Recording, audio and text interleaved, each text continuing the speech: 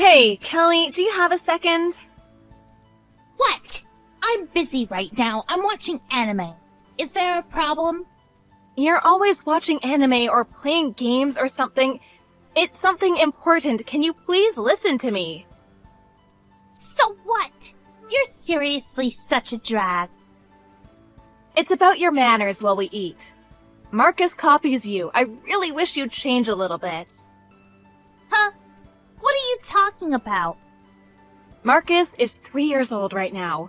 It's important that he eats a lot to get his nutrients. That's why I want to teach him the correct way to eat, with the right manners and such. I see. Good luck. I think it's all in vain, though. What do you mean? That's just your ego talking as a parent.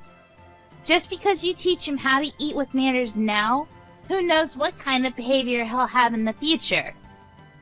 Okay, that may be so, but I'd still rather him at least have a foundation he can work off for now. So what is it? Something important you wanted to talk about? I don't think that has anything to do with me. If you want to teach him yourself. Just because I live with you doesn't mean I have to do anything with Marcus. I want you to help me out. I want you to help me out, Kelly. What? Help you out? It's your own damn child. Raise it your damn self. Trying to ask other people for help? You're way too spoiled, I think. That's not what I mean. I just don't want you to do the things that we are actively telling him not to do. What the hell? Why do I have to be careful in my own home? I shouldn't have to hold back on my own actions. I understand how you feel, but Marcus stops eating dinner when he eats his snacks past 3 p.m. I make sure that he only has one snack a day. And you're eating his snacks, aren't you, Kelly? Every time I go buy things for him, you eat them all up before he ever got a chance to get at them. He's pretty upset about that. You always eat right before dinner, too. He was crying the other day because he thought it was unfair that you were the only one that was able to eat before dinner and ate all the snacks. So what? What's wrong with eating what's available to me at my own parents' house? I'm a grown adult. I get to eat what I want to eat when I want to. Just teach him that he can eat what he wants when he wants once he's older. I don't think that's the problem. We don't eat any, and Mom and them don't either. It's totally up to me if I want to eat or not. Even while we eat, you said that he eats too slow. So you started stealing and taking things off his plate that he likes. I really wish you'd stop that. He is literally 3 years old. He can't eat at the same speed as an adult. I feel bad for him. It's his fault for not touching it at all. I thought maybe he didn't like it, so he left it. He should have just said something on the spot. You should understand that. Arguing in front of your own child is not good. And didn't my husband tell you something? Yeah, he might have said something. I wasn't listening though. But how does that have to do with me? I was just a little confused. I have no reason that I should be listening to you complain. It's literally my own home. I should be able to do what I want. And if you don't like it, just leave. And take your stupid kid with you. Huh? That's really taking it too far. I lived in my house for the longest time. Suddenly, some random person showed up out of nowhere. That's how I feel. Invaded. Do you understand? I mean, that's true, but we've already been living together for over a year. Sometimes my husband talks to you, but you never seem to change your behavior. So I decided I would talk to you myself. This isn't good for Marcus either. I don't like seeing Marcus being that upset. It's literally every day that he seems angry. It's not every day. Besides, my mom also said that when you're not around because of work, I'm looking after your little brat. You don't feel like you owe me at all? You should probably start to think about all the implications. I know that Mom looks after him, but she was the one that wanted us to live with her to begin with. If you think that's the case, maybe you should start taking care of the house too? Right now, it's just Mom and I doing everything. What? Why the hell should I help? The married and wife should do that normally. You shouldn't be putting so much pressure on my mom. You need to work harder. You use work as an excuse. You shouldn't be skimping on the chores around the house. And you better work harder to not cause any problems. You don't even cook well enough. I'm sure that's part of the reason that Marcus doesn't eat faster. You're really just this useless wife. And I think everyone talks about you when they mention married and wife problems. You really do come off as a useless mother. You're really going to go that far? You're right, probably. To you, Kelly, you don't even have any job to use as an excuse. Huh? You're past 30 with no job.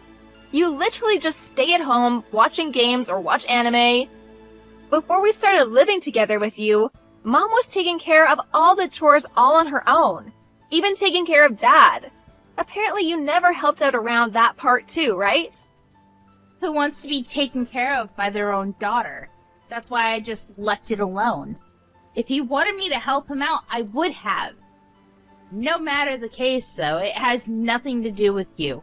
It's family talk and family business. Actually, I started living with you guys to help me take care of your father. So it has something to do with me.